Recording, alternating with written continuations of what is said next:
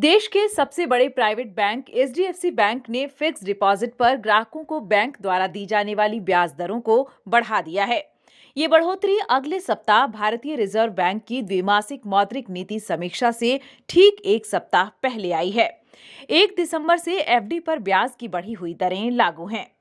HDFC bank ने कई अवधियों की एफडी पर दरों में 10 बेसिस पॉइंट तक की बढ़ोतरी की है।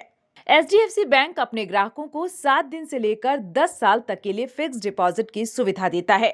साथ ही एचडीएफसी बैंक सीनियर सिटीजन्स को एफडी पर अतिरिक्त ब्याज भी देता है।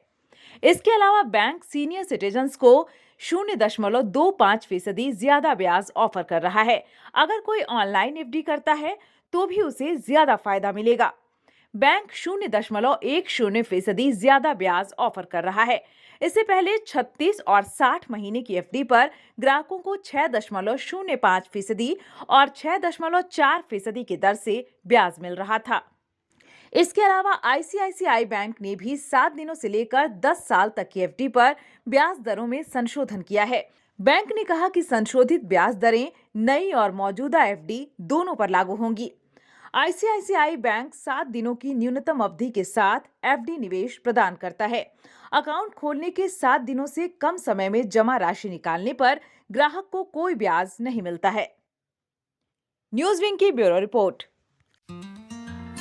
Giridih is a small place, and we have like very less facilities in terms of education and this kind of infrastructure.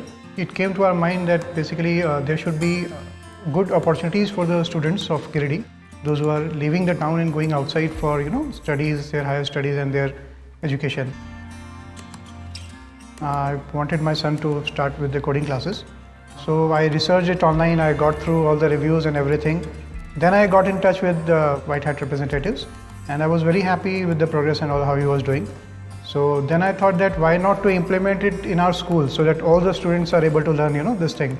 I started coding because we can make our thoughts real. We can interact with the computer. White Hat Junior is helping me to create a web browser. And I think on this part, White Hat is actually leading, on this coding platform. It is definitely a very good platform, and one should implement in every school.